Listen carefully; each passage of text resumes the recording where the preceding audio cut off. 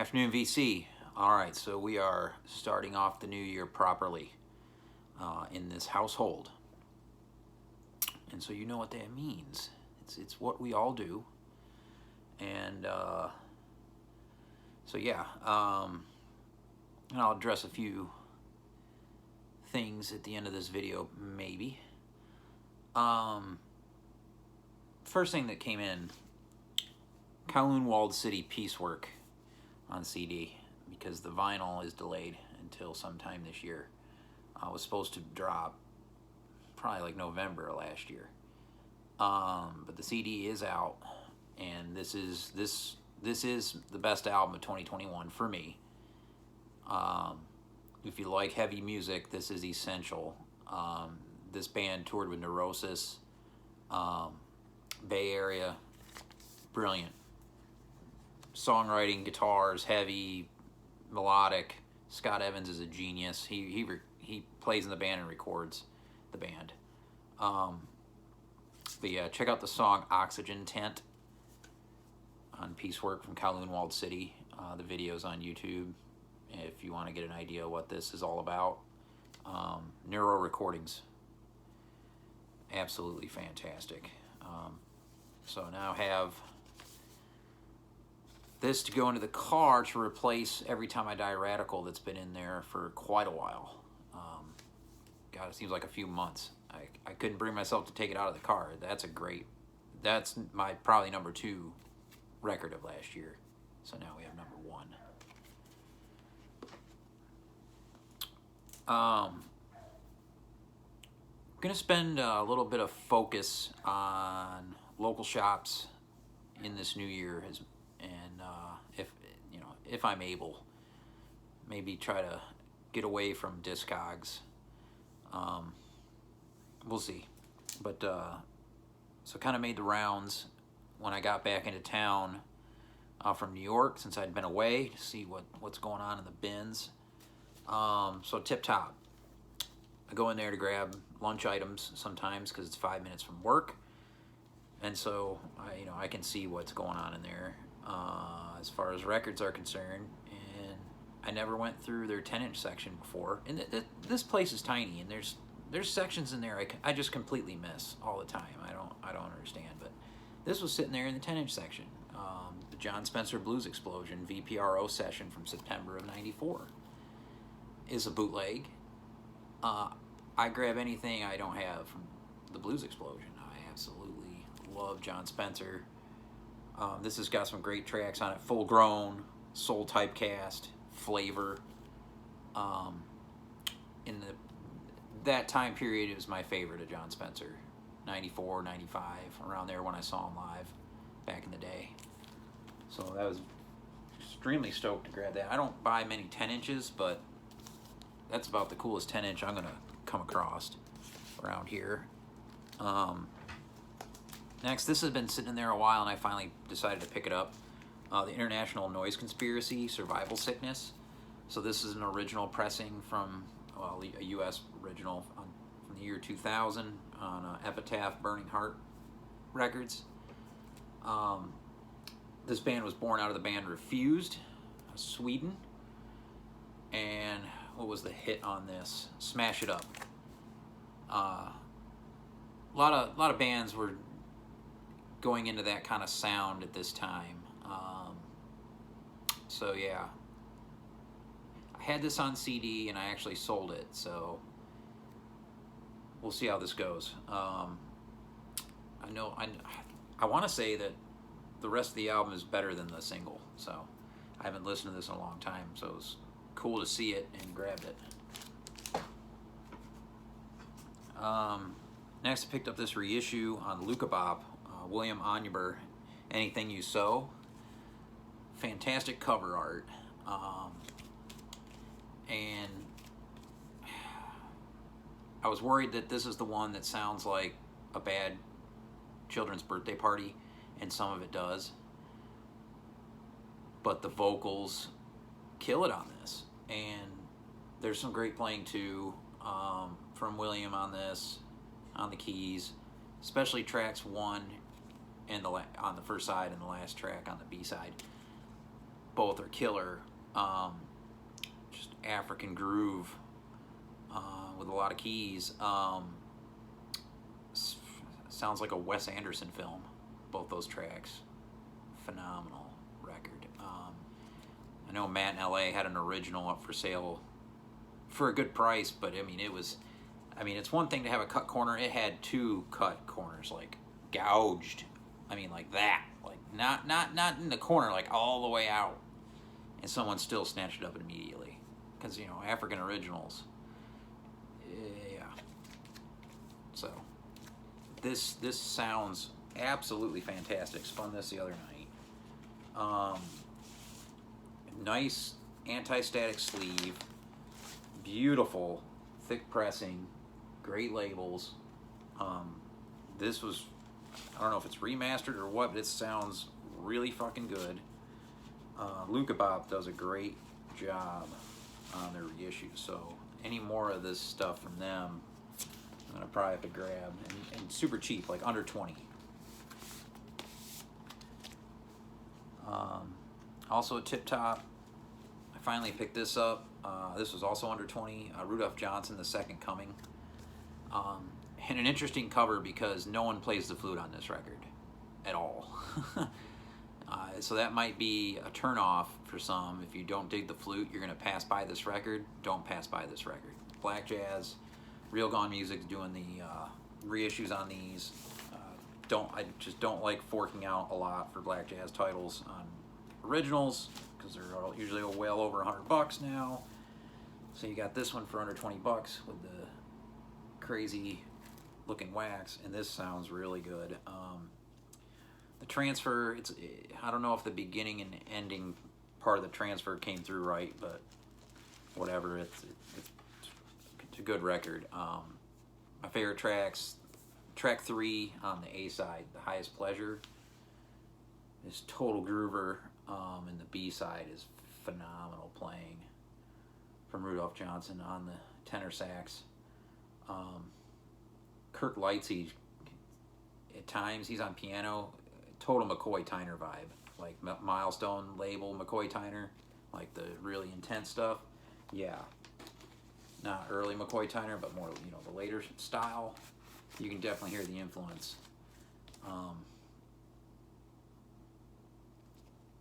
Yeah, Rudolph Johnson, The Second Coming. Great LP. And then the last thing I picked up at Tip Top, some of these international anthem recording label stuff I've been slacking off on, and so I'm trying to catch back up. Angel Bat Dawid and the Brotherhood live, and this is not the limited color vinyl. This is just regular black, so it's a lot cheaper. Usually like about $10 cheaper. And this says Intergalactic Mantra Recording Company, which is cool. German pressing, I guess, or made in Germany. Maybe just the jacket's made in Germany. I don't know. But Angel Bat Dawid on clarinet, she's so good. Keys and vocals, with a hell of a great cast of characters. And I know that Alex got to see her perform briefly in a park in Pasadena, I believe, in the summer, and sent some video, and she was in full like Sun Ra garb. Very, very, very cool. Hell of an artist. I believe from Chicago, and I think she had COVID early on in the COVID days here, and it wasn't a good trip for her, and she beat it. So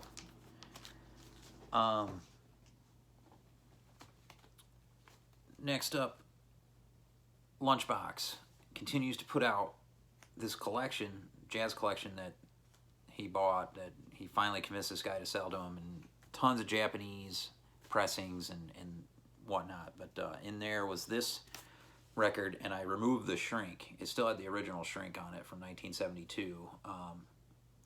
Outer Time, Inner Space from Ahmad Jamal on ABC Impulse. Been looking for this one for a long time and just didn't want to pay prices I'd been seeing, and this was $20 less than I normally see it, so fantastic live at Montreux. Playing some Fender Rhodes on this, and piano. Jamil Suleiman bass, Frank Gant drums. This is phenomenal Impulse label, one that kind of gets forgotten in Ahmad Jamal's catalog. And then back to International Anthem Recording Company, Jamie Branch, Fly or Die Live. This is one that Teddy told me was just totally one to pick up, and this is some serious business right here. Recorded live at Mood, Switzerland, January of 2020, and this addresses what's going on in the U.S. with all the bullshit, but really cool gatefold. Intense stuff on here. Fantastic. And this is one of the limited color variants. They still had some copies of at Lunchbox. I was surprised, so we grabbed that. It's really cool artwork. They really go all out on these pressings now, and packaging and everything.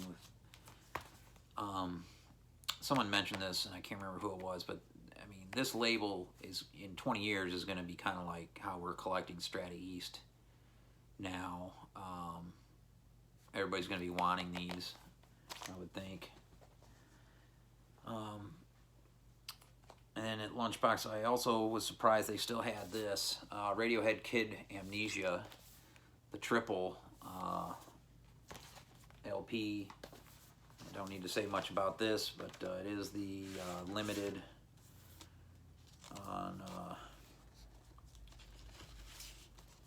on red with all the great artwork on the inners. Pretty excited to have this. It was limit one per customer. They won't even sell it online because they're worried about flippers with this.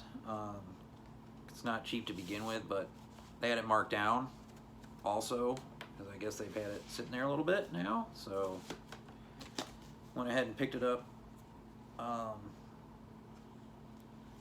Yeah, when I heard Kid A the first time, that National Anthem, that song blows my mind still. It's one of the best Radiohead songs ever. The bass on that song, unbelievable.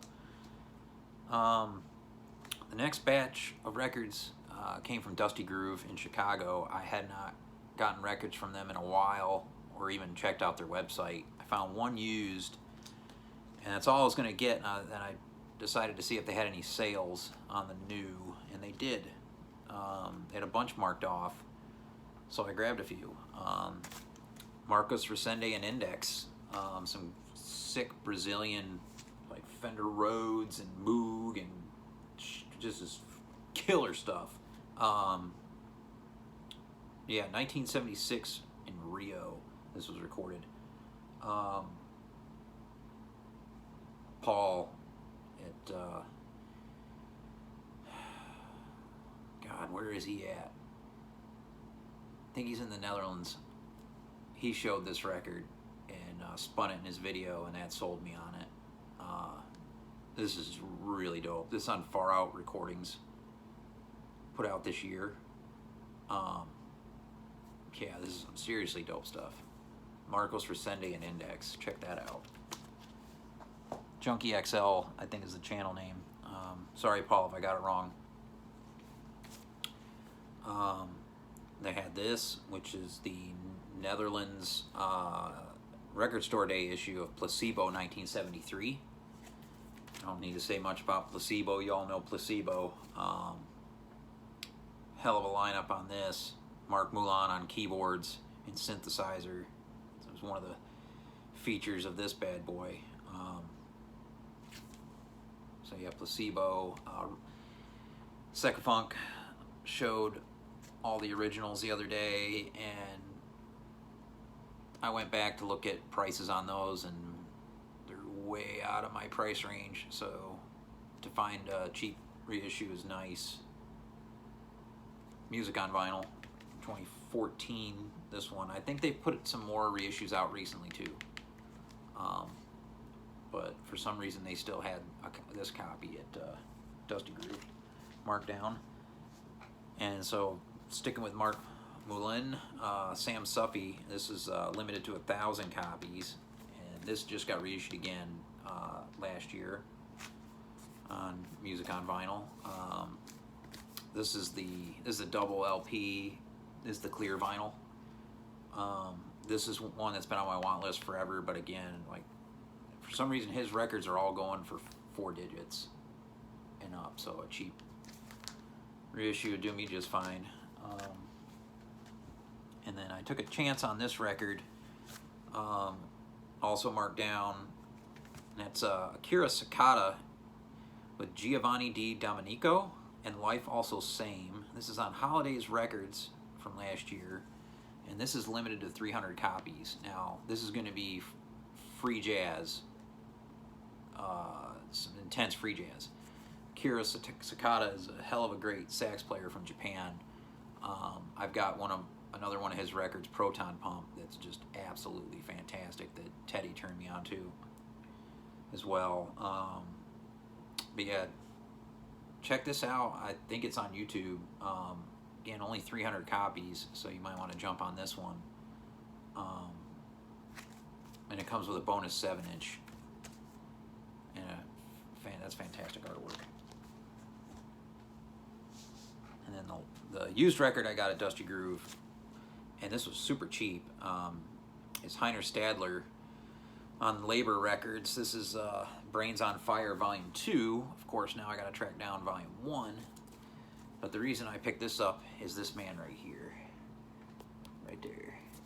It's Mr. Reggie Workman. If I see Reggie Workman on an album, I'm all in. He's the sickest bass player to ever live. And Heiner Stadler is a great pianist, and he put together a hell of a lineup. Lenny White on drums, Tyrone Washington on tenor. I mean, you got Jimmy Owens on trumpet on here, Garrett Brown on trombone as well, and then Dee Dee Bridgewater on vocal, who I love Dee Dee Bridgewater. She's a force of nature. Fantastic. I definitely need the other volume. That's an original from 1970 something.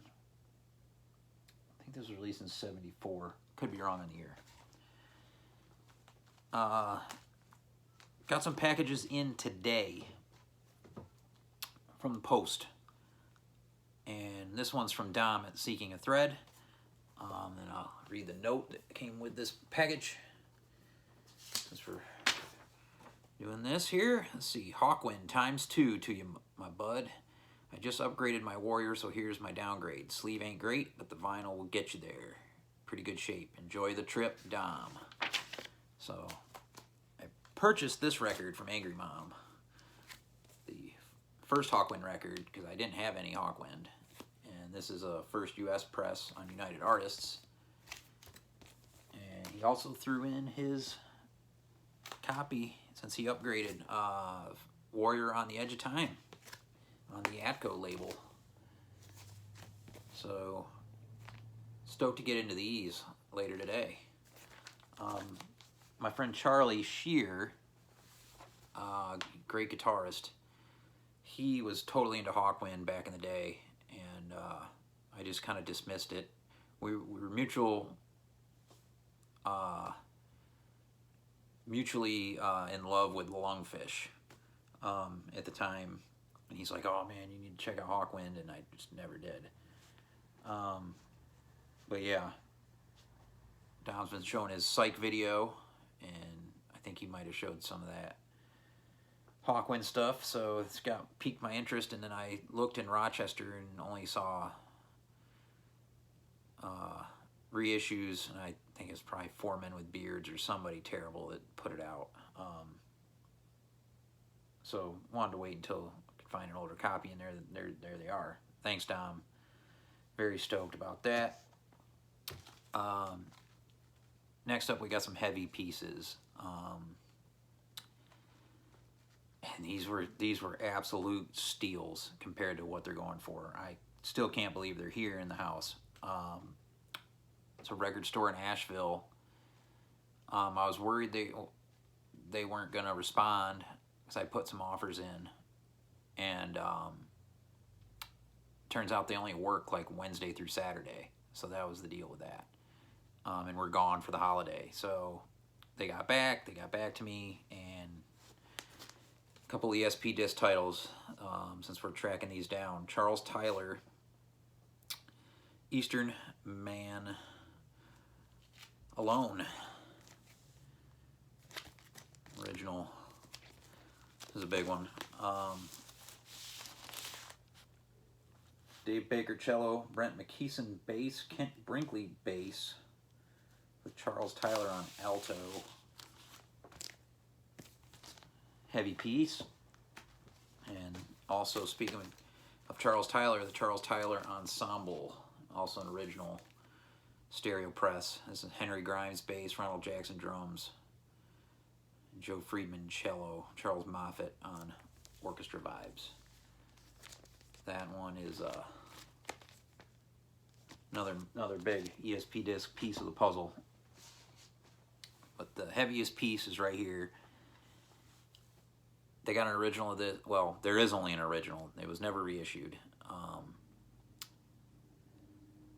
And Atomic has one on their wall right now for $1,000. I actually called them to find out how much they wanted for it. And the guy said, it's $1,000. It's the only one I've seen in 26 years of doing business. And I'm like, all right, that's cool. You know, coming at me like I'm not going to buy it or anything, which I'm not, because that's insane amount of money to pay for a record. Now, I've paid a lot for a record, but nowhere near that. And I mean, median on Discogs is like 454 or 445, somewhere around there.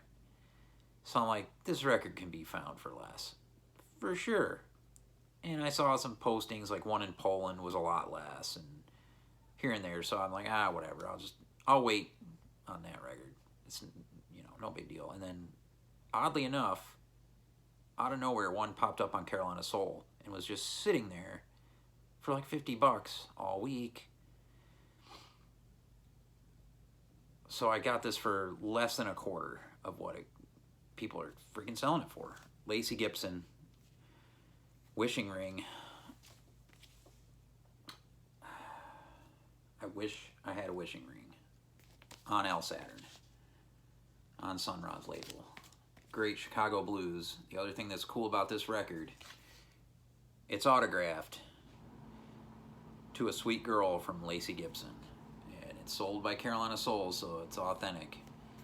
The only issue with this record is got a little bit of water damage on the cover, but other than that, I mean, the record is minty. Look at the look at how clean that label is. Fantastic Chicago blues. Yeah, one of the most important pieces in my collection now. And you know, like I said, I paid so much less on that record than what people are asking for. That's the thing about the record game right now. I mean, people are throwing numbers out there at you like it's Bitcoin or some shit. All right, last for this video, not least. Here's a tip: if you're in Charlotte, Repo Records, who for a while I was not happy with for certain reasons, but you need RSD titles, like going back through RSD's past. They're in there, just sitting in the shelves. And so here was Iggy Pop, Kiss My Blood, live at the Olympia, Paris, France, 1991, the box set. I just got this in the door, so I haven't broke the seal on this. But it's got him doing all his best stuff. Raw Power, Search and Destroy, I Want to Be Your Dog, Lust for Life. I mean, everything's on here. But the reason I picked this up mainly is got a DVD of the performance. So I'm very stoked to watch the DVD, because I've been into the Stooges over the last year or so, and so this one, and I gotta thank Telegram Sam out in Portland. She showed this in a video a while back, and it went on my radar, and yeah, I mean, and it was marked way down. I mean, way down from what they were going for in Record Store Day, because it's been sitting there for I don't know how many. I don't know. I can't remember which one this came out on, but it's been sitting there a while. And he's got another copy too. So that's that. As far as addressing stuff, yeah, like I already mentioned, I think with my collecting, I'm going to try to, well, I need to tone it down for one. I need to hone in on a few things that I'm collecting, which I am doing. ESP disc is my deal right now. I'm trying to collect ESP disc. I still collect Discord records when I see them. The Discord label. I'm still trying to track down a few records from that Thurston Moore video, because I had a lot of fun with that. That's like a total lockdown boredom deal, but it's fun to try to find those records that was in that video. Yeah, staying off Discogs is going to be a deal. Just try to, I don't know, just try to stay more local. I mean, the convention comes through town like 4 or 5 times a year now, so there's plenty to keep me occupied.